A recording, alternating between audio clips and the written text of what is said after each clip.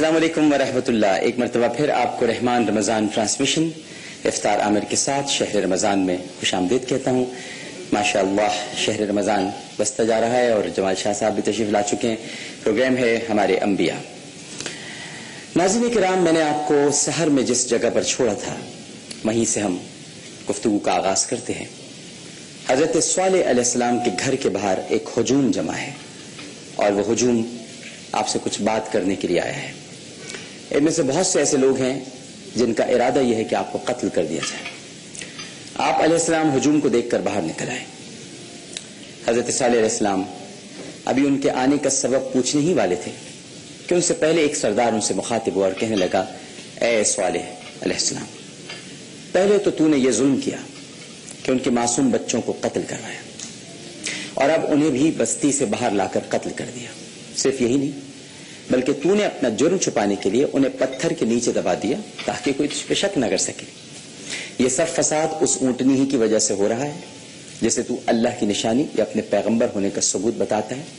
اب ہم اس اونٹنی کو زندہ نہیں چھوڑیں گے اور اسے جان سے مار ڈالیں گے. نہ وہ ہوگی نہ ہی جھگڑے ہوں گے.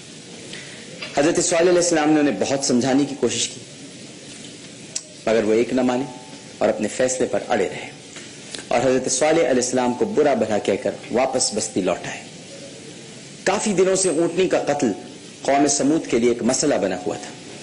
میں آپ کو پھر بتا دوں ناظرین کرام کہ آپ پہلے قوم سمود کی جو حیت ہے اس کو تصور میں محسوس کرنے کی کوشش کریں.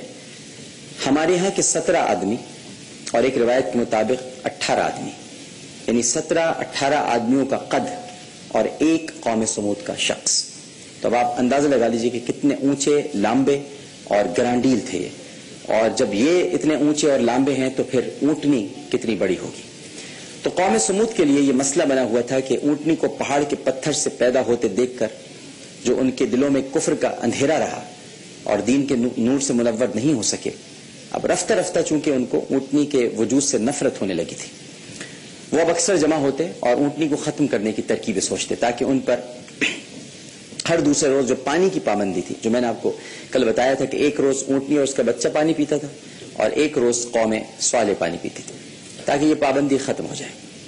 یہ پابندی ناظرین کرام ان کے لیے وبال جان بن چکی تھی. حالانکہ یہ پابندی نہیں تھی، یہ اللہ کا حکم تھا جو ان پر اور ان کے مویشیوں پر لگایا گیا تھا تاکہ ان کی آزمائش کی جا سکے. کچھ عرصے یہ کیفیت جاری رہی. پھر اسی دوران کچھ روز پہلے ایک حسین و جمیل صدوق نامی عورت جو بہت مالدار تھی، اس نے خود کو ایک شخص مصدع کے سامنے پیش کیا. اس عورت کے پاس بہت سے مویشی تھے، وہ بھی پانی نہ ملنے کی وجہ سے بہت پریشان تھی. اس عورت کے حسن اور مال کی ہر بستی میں کافی شہرت تھی. اس نے مصدع کو لالچ دیا کہ اگر تو اس اونٹنی کو قتل کر دے تو میں تجھ سے شادی کر لوں گی. مصدع نے بھی دولت اور شہرت کا کافی ذکر سن رکھا تھا، لہٰذا وہ اس کی لالچ میں آ گیا. یاد رکھیے کہ حسن، دولت، مال، جائیداد یہ سب فتنے ہیں، اور اس امر کو اپنی خوش نصیبی سمجھ کر اس نے اونٹنی کو ختم کرنے کا عہد کر لیا تاکہ وہ جلد ہی اس اونٹنی کو ختم کر دے. یہی واقعہ قیدار بن سالف کے ساتھ بھی چند روز پہلے پیش آیا. اس کے سامنے ایک دوسری مالدار عورت نے اپنی خوبصورت لڑکی کو پیش کیا اور کہا کہ اے قیدار، اگر تو اونٹنی کو مار ڈالے تو میں اپنی بیٹی کی شادی تجھ سے کر دوں گی جو بہت خوبصورت ہے، تو اسے اپنی بیوی بنا لینا. چنانچہ قیدار ہی اس دن سے اونٹنی کی طاق میں لگا رہنے لگا. اب یہ 2 آدمی ہیں جنہوں نے اونٹنی کو قتل کرنا ہے. ناظرین، یہ وہی قیدار بن سالف تھا جس کے بارے میں حضرت صالح علیہ السلام نے پیشن گوئی کی تھی کہ ایک سرخ بالوں والا لڑکا پیدا ہوگا جس کی آنکھیں بلی جیسی ہوں گی اور یہی اونٹنی کو قتل کرے گا. آخرکار ایک روز مشتعل ہجوم نے اس اونٹنی اور اس کے بچے کو گھیر ہی لیا، مگر اسے مارنے کی کسی کو ہمت نہیں ہوتی، اس لیے کہ ڈر بھی رہے تھے. قیدار اس ہجوم سے کچھ پیچھے کھڑا تھا اور مصدع کچھ ڈرا ہوا لگ رہا تھا. قیدار کی کوشش تھی کہ وہ ہجوم کو چیرتا ہوا آگے بڑھ جائے اور اونٹنی کو مار ڈالے. پھر اس نے ایسا ہی کیا اور ہجوم کو چیرتا ہوا آگے بڑھا اور بے خوف و خطر اس نے اپنے نیام سے تلوار نکالی اور اونٹنی کی کونچے کاٹ ڈالی. اونٹنی زخمی ہو کر جیسے ہی نیچے گری، اس نے فوراً اس کی گردن پر تلوار کا حملہ کیا. قیدار بن سالف کے چہرے پر ذرا بھی خوف نہ تھا.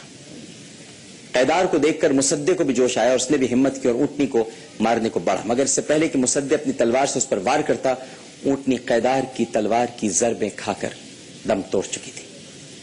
اونٹنی کا بچہ یہ ہنگامہ دیکھ کر اس پہاڑ کی طرف بھاگ گیا جس کے اندر سے بچے کی ماں نے جنم لیا تھا۔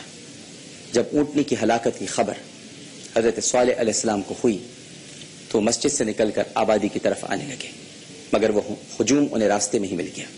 اس ہجوم میں مصدع اور قیدار بھی شامل تھے۔ یہ لوگ حضرت صالح علیہ السلام کو دیکھ کر رک گئے۔ آپ علیہ السلام ایک چٹان پر جا کر کھڑے ہوئے اور ان سے کہنے لگے، آخر تم نے وہی کیا جس کا مجھے خوف تھا۔ میں نے تمہیں اونٹنی کو نقصان پہنچانے سے روکا مگر تم نہ رکے۔ اب تم اپنے گھروں میں 3 دن اور گزار لو۔ اللہ کی قسم یہ ایسا سچا وعدہ ہے جس میں ذرا بھی جھوٹ نہیں۔ حضرت صالح کی یہ بات سن کر وہ لوگ گھبرا گئے اور سوچنے لگے کہ شاید 3 دن بعد اب انہیں عذاب بھگتنا پڑے گا۔ ان میں سے کچھ کے دلوں میں خوف بیٹھ گیا اور وہ حضرت صالح علیہ السلام سے کہنے لگے، اے صالح علیہ السلام، ہم سب نے اونٹنی کو ہلاک نہیں کیا، اونٹنی کو صرف اسی نے ہلاک کیا جس کی تو نے پیشن گوئی کی تھی اور اس کے ساتھ ساتھ مصدع بھی مل گیا تھا۔ اس اونٹنی کی ہلاکت میں ان دونوں ہی کا ہاتھ ہے اور ان دونوں ہی نے مل کر ختم کیا ہے، اور کسی نے اونٹنی کو ہاتھ نہیں لگایا۔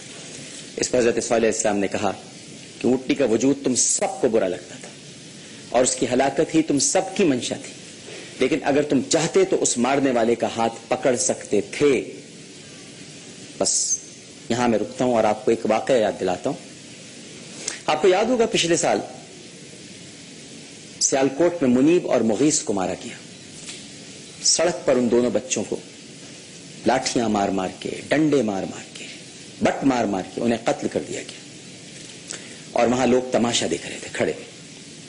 آج حضرت صالح سے بھی ان کی قوم یہ کہہ رہی ہے، ہم نے کچھ نہیں کیا تھا، مارنے والے تو 2 تھے، لیکن حضرت صالح نے کہا کہ تم سب تماشا دیکھ رہے تھے، تم سب کی مرضی اس میں شامل تھی کہ اونٹنی مر جائے۔ منیب اور مغیث کی میں نے بات اس لیے کی تاکہ آپ یہ یاد رکھیں کہ جب اللہ سبحانہ و تعالیٰ کا قہر نازل ہوتا ہے تو صرف ان پہ نازل نہیں ہوتا جو ظلم کرتے ہیں، بلکہ جو ظلم کو ہوتے ہوئے دیکھتے ہیں اور اسے نہیں روکتے، ان پر بھی اللہ سبحانہ و تعالیٰ کا قہر نازل ہوتا ہے۔ آگے کیا ہوا یہ ہم آپ کو بتائیں گے سحر کی ٹرانسمیشن میں، لیکن فی الوقت یہاں لیتے ایک چھوٹا سا وقفہ۔ وقفے کے بعد جمال شاہ صاحب موجود ہیں، ان سے گفتگو ہوگی۔ چاہتے رسول صلی اللہ علیہ وآلہ وسلم پروگرام ہے، اس میں بھی وہ مہمان ہیں، ہمارے ساتھی ہوں گے۔ ایک چھوٹا سا وقفہ۔ السلام علیکم ورحمۃ اللہ۔